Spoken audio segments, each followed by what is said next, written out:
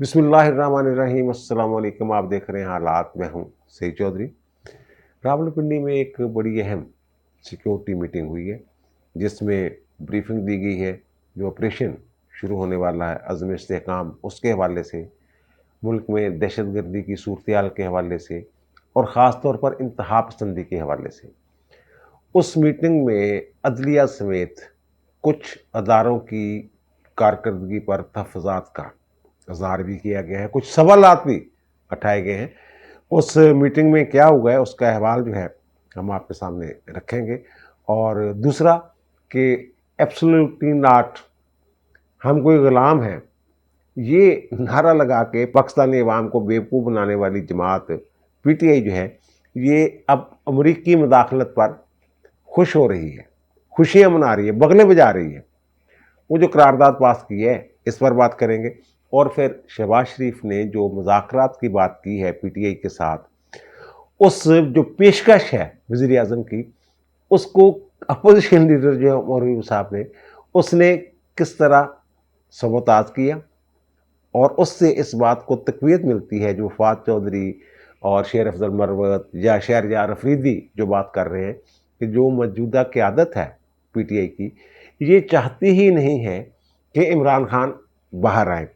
और फिर पीटीआई में टूट फूट का जो अमल है वो जारी है। ये मौज़ूआत हैं जिन पर हम बात करेंगे, लेकिन इससे पहले हम बात करेंगे कि पीटीआई ने एक मुतफ़र्रिक़ दरख़्वास्त दे दी है कि जनाब जो मखसूस नशिस्तों वाला केस है जिसकी आज 27 जून को समाअत हो रही है, उसमें हमें भी फ़रीक बनाया जाए। उस केस की समाअत तकरीबन मुकम्मल हो चुकी हुई है।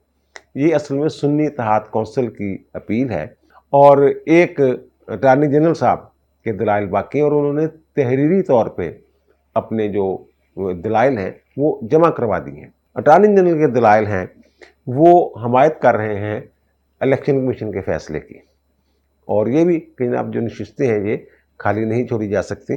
पीटीआई वालों को अब याद आ गया जनाब हमें भी सुना जाए, हम भी अपना मौका पेश करना चाहते हैं। चलो जी, कर लो तो सही मौका पेश। असूली तौर पे तो बज़ाहिर यही लगता है कि जनाब इनको भी सुना जाना चाहिए, लेकिन जो मुझे लग रहा है जो अब तक की कार्रवाई है अदालत की, तो वो ये पता क्यों गए हैं? वो मैंने कल अर्ज़ किया था ना कि जनाब अतर मुनीर साहब और मुनीब अख्तर साहब का बस नहीं चल रहा था कि जनाब इनके वकला को बुलाएं अपने चैम्बर्स में और उन्हें समझाएं कि जनाब ये इनकात हैं, ये हमने सवालात करने हैं और ये तैयारी करके आनी है। ये पीटीआई जो है, ये आपको पता ही है, ये दोनों जज साहबान जो है और बीच बीच में जस्टिस आयशा मलिक साहबा जो हैं, ये पहले दिन से एक ही सवाल किए जा रहे हैं। और वो सवाल है जनाब बल्ले का निशान वापस लिया, ये जनाब जमहूरी इक़्तिदार की बात है, अवाम की राय की बात है, अवाम की ख्वाहिश की बात है कि जनाब उन्होंने किन को वोट दिया, किन को मैंडेट दिया, ये पीटीआई वालों का वोट है, ये पीटीआई वालों के जो लोग हैं जो आज़ाद इलेक्शन कमीशन ने डिक्लेयर कर दिया जनाब उनके पास इंतखाबी निशान नहीं है, ये तो पीटीआई का वोट है, पीटीआई की नशिस्तें हैं, पीटीआई को मिलनी चाहिए। और फिर बार बार बल्ले के निशान वाली बात। और कल इस पर चीफ जस्टिस ने फिर वो कहा भी जनाब वो मामला और है, ये मामला और है। अब पीटीआई वाले जो है ना, ये जो उन्होंने निकात उठाए हुए हैं इन जजों ने, 2-3 जजों की जिनकी बात कर रहा हूँ, उनकी मदद के लिए आगे आए हैं, या उनकी मदद के लिए आगे आए हैं, या फिर उनके ऑब्जर्वेशंस की रोशनी में अपनी मदद के लिए ये मैदान में आए हैं। तो अगर उनकी ऑब्जर्वेशंस को देखा जाए और फिर जो बेंच के अक्सरियती अरकान की राय है उसको देखा जाए, तो ये मामला जो है ये वहाँ से शुरू हो नहीं सकता जहाँ से ये करना चाहते हैं कि जनाब धांधली का भी जिक्र हो, जैसे अतर मुनीर साहब कह रहे थे जनाब यहाँ प्रेस कॉन्फ्रेंसें हो रही थी और इलेक्शन कमीशन क्या कर रहा था, तो वो मामला ही नहीं है। और वो जो उन्होंने वकला ने जो कहा है, इलेक्शन कमीशन के जो वकील ने कहा है, तो उन्होंने तो ये कहा जनाब ये तो मफरूज़ों पे मबनी बात है। और जो जस्टिस अमीनुद्दीन खान साहब है उन्होंने भी यही बात की कि ये भी एक मफरूज़ा है कि ये पीटीआई के लोग हैं। ये तो जनाब चले गए थे पहले नज़रियाती में, पीटीआई नज़रियाती में बल्लेबाज का इंतखाबी निशान लेके, और उन्होंने डिक्लेरेशन दिए हुए हैं कि जनाब हम पीटीआई के बंदे हैं जब इन्होंने इब्तिदा में जमा करवाए हैं। और फिर जब इनका इंतखाबी निशान नहीं मिला तो उन्होंने कहा जनाब आप तो इंतखाबी निशान ही नहीं और कानून के तहत आप जमात के तौर पर इलेक्शन में हिस्सा नहीं ले सकते। تو پھر جناب یہ نظریاتی کی طرف چلے گئے. پھر نظریاتی کے بعد جناب ان کو جب نظریاتی والوں کے ساتھ معاملہ ہو گیا, پٹا چڈا ان کو جناب یہ تو ٹکٹ ہی جعلی ہیں, ہم نے جاری نہیں کیے. پھر یہ جناب چلے گئے سنی اتحاد کونسل میں اور وہاں شامل ہونے کی کوشش کی. یہ سارے معاملات. اور پھر منتخیل صاحب یہ کہہ چکے ہوں گے کہ جناب یہ تو پھر ایک طرح سے 63A کی وہ اس کی ذات میں آ جائیں گے, یہ فلور کراسنگ میں آ جائیں گے, ڈیفیکشن کلاز لگ جائے گی ان کے اوپر, تو یہ تو سارے نہل ہو جائیں گے کہ یہ ہیں PTI کے اور جا رہے ہیں سنی اتحاد کونسل میں. تو بہرحال یہ PTI کی درخواست جو ہے ضرور سنی جانی چاہیے, لیکن جو اس کا سکوپ ہے, جو حدود و قیود مقرر کر دی ہیں سماعت کے لیے فل کورٹ نے, اس سے باہر مجھے نہیں لگتا کہ وہ PTI کی جو درخواست ہے اس کو کوئی پذیرائی ملے گی. بہرحال یہ کچھ ججوں کی آبزرویشن سے متاثر ہو کے یا کیا معاملہ ہے, یہ چاہ رہے ہیں کہ جناب دھاندلی والا ایشو بھی بیچ میں آ جائے اور وہ جو انتخابی نشان واپس لینے والی بات ہے وہ بھی بیچ میں آ جائے, تو پھر جناب وہاں سے شروع کیا جائے. وہاں سے یہ شروع نہیں ہونا, یہ میں بتا دوں. اور دوسری جو میں بات کر رہا ہوں کہ جناب یہ امریکی مداخلت میں خوش ہو رہے ہیں, یہی عمران خان نے یہی بیانیہ بنایا تھا نا سائفر والے کیس میں بھی کہ ہم کوئی غلام ہیں, وہ جناب سازش کر رہا ہے امریکہ ہمارے خلاف. اور پھر اس سے پہلے بھی جناب اڈے دیں گے, ایبسولوٹلی ناٹ. امریکہ نے اڈے مانگے نہیں تھے, وہ کسی نے سوال کیا صحافی نے, غیر ملکی صحافی نے, تو انہوں نے نہیں دیں گے ایبسولوٹلی ناٹ. تو وہ ایبسولوٹلی ناٹ کے اوپر جناب پورا انہوں نے جناب بچوں کا جو ہے ذہن خراب کیا, اور پھر ہم کوئی غلام ہیں بار بار یہ باتیں کر کے یہ تاثر دیتے رہے ہیں.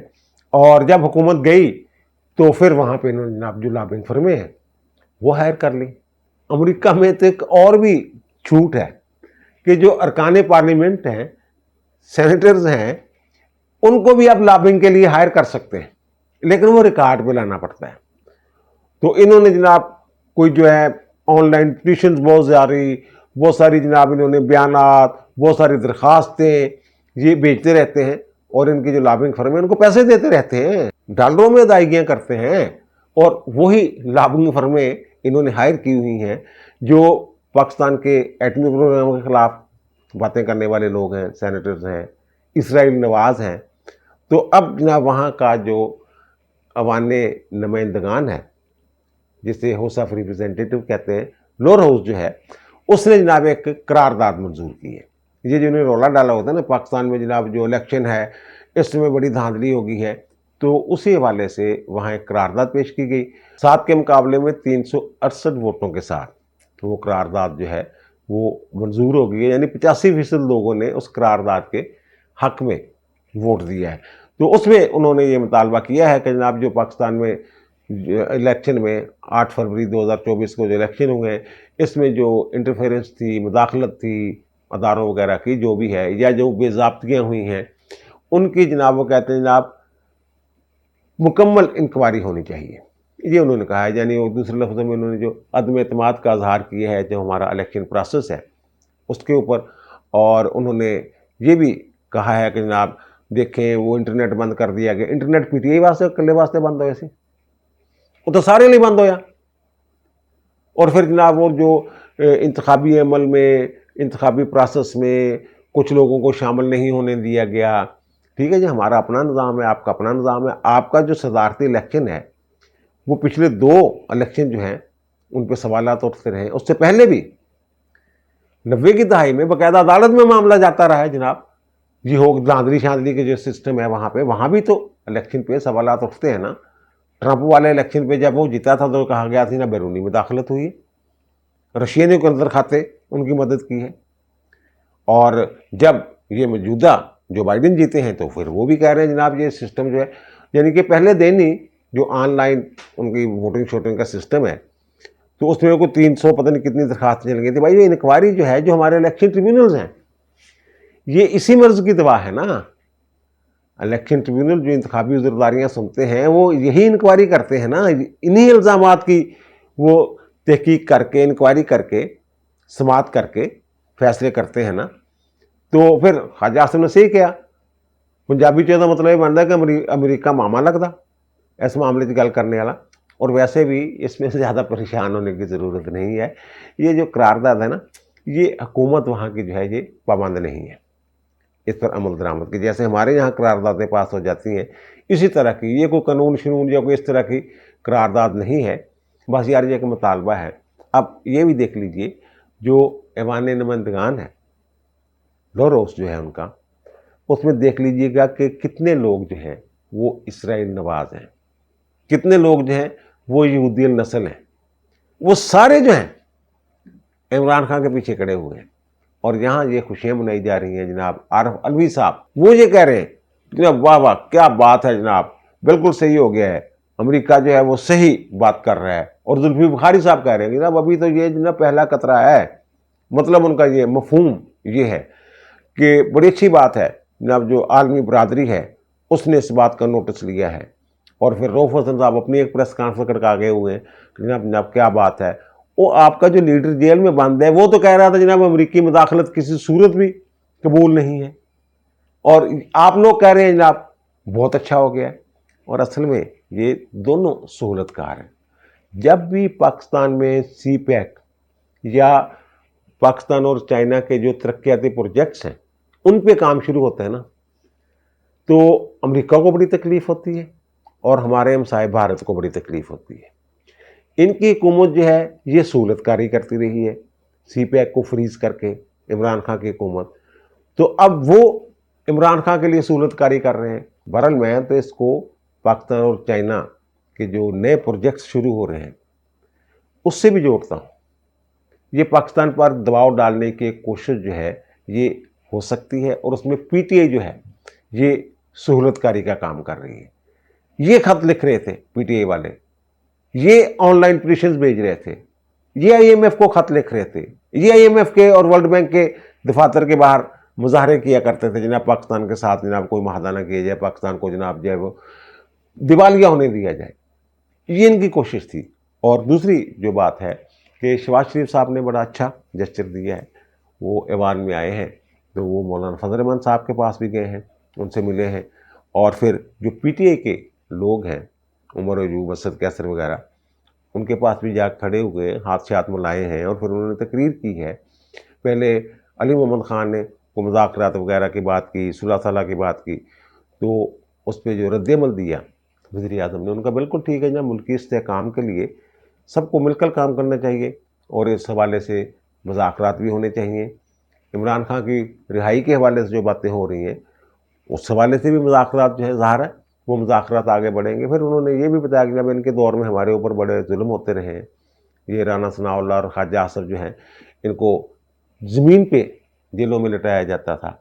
اور پھر کہتے ہیں میری والدہ کا انتقال ہوا تو میں گیا پیشی کے لیے، تو جناب جیل سپرنٹ کو میں نے کہا جناب یہ درخواست میری دے دی اندر. انہوں نے کہا نہیں جناب آپ خود عدالت میں جائیں. میں عدالت میں گیا، میں نے جج کو بتایا، جج نے کہا نہیں جناب میں نے گواہ بلائے ہوئے، یہ کارروائی ملتوی نہیں کی جا سکتی. وہ کہتا ہم تو ان مشکلات سے گزرے ہیں، لیکن پھر بھی انہوں نے پیشکش کی جناب ٹھیک ہے. تو اس پیشکش کو جو سبوتاژ کر دیا فوری طور پہ عمر ایوب صاحب نے، انہوں نے آغاز ہی اس بات سے کیا فارم 47 والا وزیر اعظم، تو اصل وزیر اعظم جیل میں ہے. تو جب اس وقت تک یہ مذاکرات نہیں ہو سکتے جب تک ہمارا وزیر اعظم رہا نہیں ہوگا. اور بھائی میرے رہائی تو آخری نقطہ ہے، جو آخری نقطہ ہے اس کو آپ ابتدا میں مطالبے کی شکل میں جناب پہلے یہ پورا کریں، ہمارے بندوں کو رہا کریں. اور 9 مئی والوں کو کیسے چھوڑ دیں؟ عدالتوں نے چھوڑنا ہے یار. بہرحال یہ پراسیکیوشن کچھ نہ کچھ نرمی دکھا سکتی ہے. اسٹیٹ کے پاس ویسے یہ اختیار بھی ہے کہ وہ کسی کے خلاف بھی جو مقدمہ ہے عدالت کی رضامندی سے وہ واپس بھی لے سکتی ہے. تو بہرحال یہ انہوں نے نہیں پہلے عمران خان کو رہا کریں. اور بھائی اگر عمران خان کو رہا کرنا ہے انہوں نے تو پھر مذاکرات کس بات پہ ہونے؟ اگر عمران خان رہا ہو گئے تو پھر ان کے پاس کیا بچے گا مذاکرات کے لیے؟ اور آپ کیوں مذاکرات کریں گے؟ آپ تو اپنی مرضی کریں گے. تو انہوں نے جناب وہ سارا جو نا ایک اچھا ماحول بنتا ہو نظر آ رہا تھا وزیر اعظم کی تقریر کے بعد، تو عمر ایوب صاحب نے جناب اس کو الٹا دیا. اور یہ پی ٹی آئی کے لوگ جو پہلے دن سے یہ باتیں کر رہے ہیں کہ جناب یہ جو ہے نا قیادت، نئی قیادت ان کی خواہش. میں اس میں کئی بھی لاگ کر چکا ہوا ہوں ان لوگوں کے توسط سے جو میرے مجھ تک اطلاعات آ رہی تھیں. عمران خان نے خود کہا کہ نہیں یار پتہ نہیں کی کرنا میرے نال، دوسرے پاس سے مل جانا انہوں نے جا کے. اور وہ جناب اب فواد چودھری صاحب نے یہ کہا ہے جو موجودہ قیادت جو ہے یہ چاہتی نہیں, اور انہوں نے یہ بھی کہا ہے فواد چودھری نے کہ جناب یہ میں نے پارٹی چھوڑی تھی نا, عمران خان کے مشورے سے چھوڑی تھی. عمران خان کئی لوگوں سے کہا تھا جناب پریس کانفرنس کر کے نکل جو یار, بچ سکتے تو بچ جو. تو یہ اور پھر شہریار افریدی اور شیر افضل مرمت, اور یہ بھی پتہ چلا ہے کہ 27 کے قریب جو ارکان اسمبلی ہیں ان کے کوئی رابطے شابطے میٹنگ شیٹنگ ہوئی ہے, اس میں یہی بات ہوئی ہے کہ یہ لوگ جو ہیں ان میں شاید شندانہ گلزار بھی ہیں کہ یہ جو لوگ بیٹھے ہوئے ہیں عمر ایوب اور گوہر علی خان صاحب بیرسٹر صاحب, تو یہ عمران خان کی رہائی کے لیے تو کاری کچھ نہیں رجسٹر ہے, بلکہ پچھلے دنوں بشرا بیگم کی بہن نے یہ ٹویٹ کیا تھا کہ جناب علی ظفر کچھ نہیں کر رہا, اور حکومت کے ساتھ جناب ملتا ہے جا کے چینی وزیر سے. تو یہ کہہ رہے ہیں جناب یہ ہم اپنا الگ ایک گروپ بناتے ہیں عمران خان کی رہائی کے لیے, ہم کام کریں گے, اگر ریزائن دینا پڑا تو ریزائن بھی دے دیں گے, اگر شور میں جانا پڑا پارلیمنٹ میں تو شور میں جائیں گے. یہ اب یہ پتہ چلا ہے کہ 21 کے قریب یہ لوگ ہیں جو اپنا الگ جو ہے پی ٹی اے کے اندر دھڑا جو ہے وہ بنانے جا رہے ہیں. اب پتہ نہیں عمران خان کی طرف سے اجازت ملتی ہے نہیں ملتی, اپنے طور پہ کچھ کرتے ہیں, یا پھر یہ ایک فارورڈ بلاگ ہی بن جاتا ہے, یہ بھی تو ہو سکتا ہے نا. اور آخر میں عرض کروں گا کہ راولپنڈی میں ایک بڑی اہم میٹنگ ہوئی ہے, حساس اداروں کے لوگوں کی طرف سے وہاں بریفنگ دی گئی ہے, اور پھر عسکری قیادت جو ہے متعلقہ وہ بھی وہاں موجود تھی. راولپنڈی سمجھ ہی رہے ہیں نا آپ, GHQ اتنے ایک میٹنگ ہوئی ہے, ایک تے عزم استحکام کے حوالے کے نال, اور پھر جو موجودہ صورتحال ہے خاص طور سے پچھلے 6 مہینے دی جڑی صورتحال ہے امن امن دی, دہشت گردی دی اور مذہبی انتہا پسندی دی, انہاں سارے معاملات اتنے ایک بریفنگ دیتی گئی. اور پھر وہاں یہ بھی بات کی گئی, ایک تو افغانستان کے کردار کی بات کی گئی کہ جناب یہ جو لوگ ہیں وہاں سے افغانستان سے آتے ہیں, افغانستان سے بھی بات کرنے کی ضرورت ہے کہ یا تو ان کو روکے یا پھر ہمیں کارروائی کرنے دیں, کوئی کردار تو ادا کرے نا افغانستان. اور دوسری جو انہوں نے بات کی ہے کہ جناب 18ویں ترمیم کے بعد جو صوبے زیادہ بااختیار ہو گئے ہیں, تو جو ملکی سلامتی اور استحکام جو ہے نا اس حوالے سے صوبے بھی سٹیک ہولڈرز ہیں. نیشنل ایکشن پلان کے جو نکات تھے 20 کے قریب, ان پہ کیسے عمل ہوا کیسے عمل نہیں ہوا, کون سا صوبہ کر رہا ہے کون سا صوبہ نہیں کر رہا, اور سب سے پیچھے کون سا صوبہ ہے خیبر پختونخوا. یہ وہاں اور عدلیہ کے حوالے سے جناب جو جتنے بھی ادارے ہیں جتنے بھی ستون ہیں ان سب کو مل کر کام کرنا ہوگا یکسوئی کے ساتھ.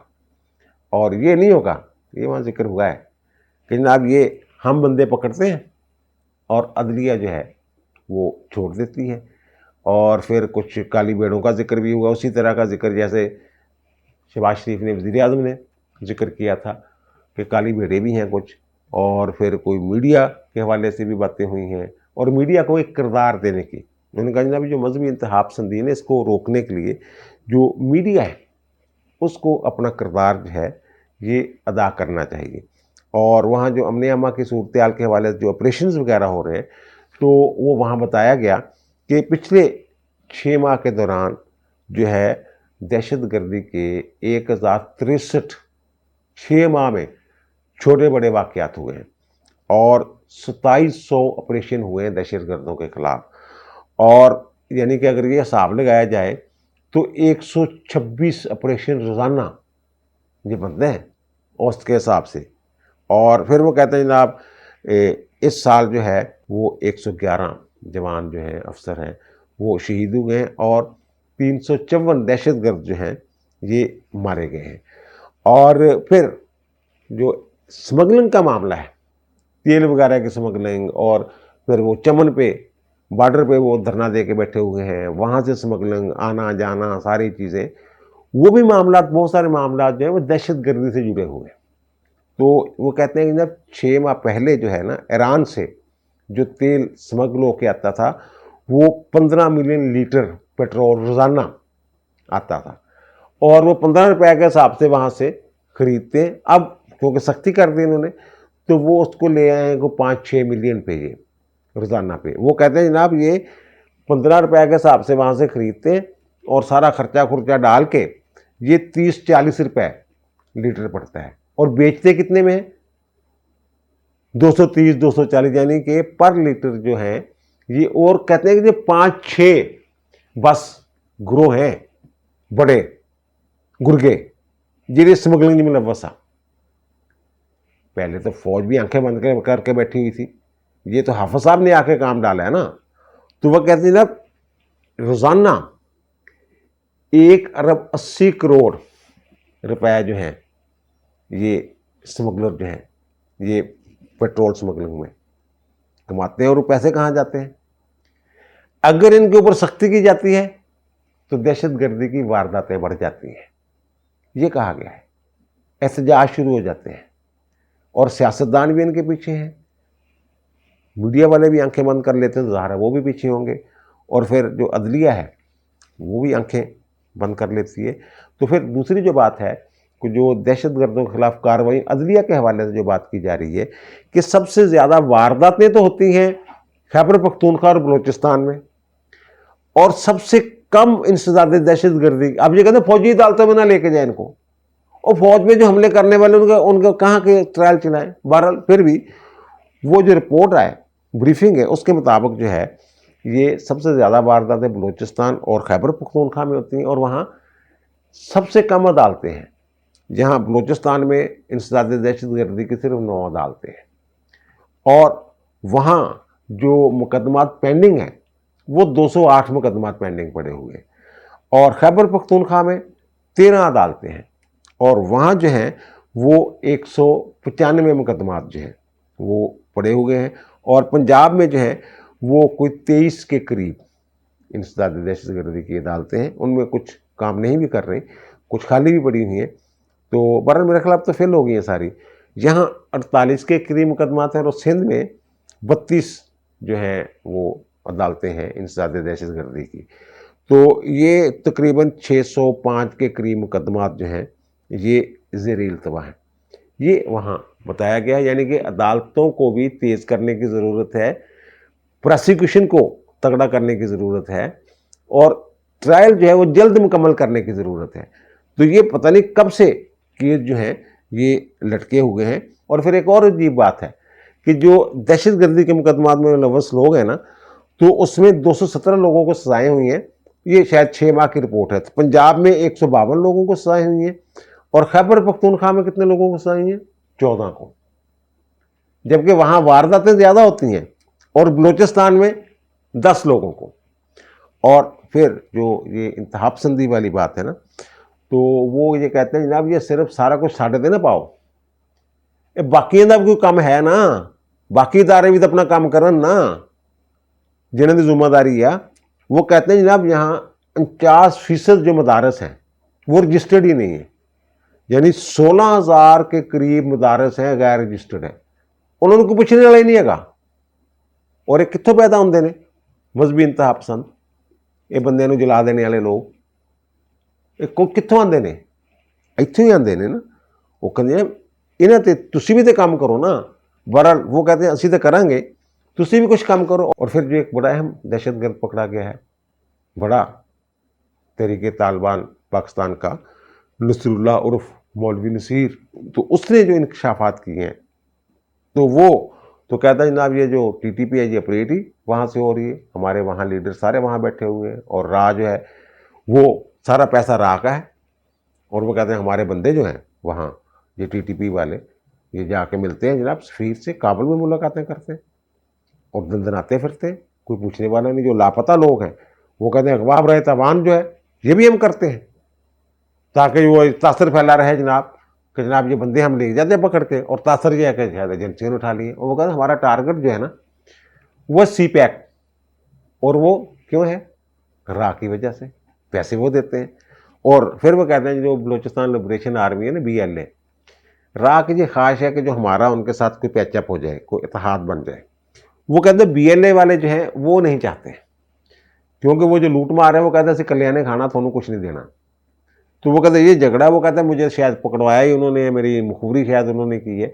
پھر ایک اور بات جو بڑی خطرناک بات ہے وہاں کی گئی ہے کہ جناب $3 ٹریلین خرچہ آیا جہاں آپریشن جو افغانستان میں کیا. تو وہ کہتے ہیں امریکہ اتنا خرچہ کر کے گیا، اور وہ کہتے ہیں کہ 20 سال سے ہم بھی ایسے ہی حملوں کا سامنا کر رہے ہیں، اور افغانستان سے وہی لوگ جن کے خلاف وہ $3 ٹریلین جو خرچ کر گیا ہے، تو وہی ہمارے اوپر بھی اسی طرح کے حملے ہو رہے ہیں۔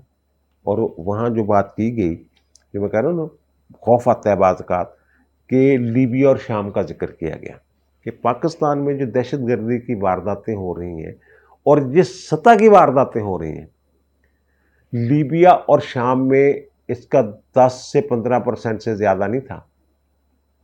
دونوں ملک برباد ہو گئے، اور یہاں ایک پوری کمپین شروع کی ہوئی ہے پی ٹی اے والوں نے فوج کے خلاف، مورال ڈاؤن کرنے کے لیے، جیسے ہمارے دشمن ہو وہ لوگ جو ہے، وہ میں عرض کر رہا ہوں کہ جناب وہ کہہ رہے ہیں کہ شام اور لیبیا میں جو ہمارے صورتحال ہے 10-15% نہیں تھا، اور دونوں ملک برباد ہو گئے۔ تو یہ انہی لوگوں کو جو ملک بچانے کی کوشش کر رہے ہیں، ان کو گالیاں دے رہے ہیں، ان کا مورال ڈاؤن کر رہے ہیں۔ پی ٹی آئی نے تو باقاعدہ سب بندی کی ہوئی ہے ان کے خلاف۔ اللہ کرے یہ جو بریفنگ ہوئی ہے اور جو فیصلے ہوئے ہیں، اور عدلیہ کو میں نے پہلے بھی کہا تھا کہ جو اپیکس کمیٹی کے اجلاس میں یہ بات ہوئی ہے کہ عدلیہ نے بھی یار آن بولڈ وہ انہوں نے بھی گل کرو، وہ کیویں گل کرتے ہیں دیکھو۔ اللہ کرے کہ بیل جیڑی ہے کسی منڈے چڑھ جاوے، حالات بہتر ہو جائیں۔ اب دیجیے مجھے اجازت، انشاءاللہ دوبارہ ملاقات ہوگی نئے وی لاگ کے ساتھ۔ اللہ تعالیٰ آپ پر، مجھ پر، ہم سب پر مہربان رہے۔ اللہ حافظ۔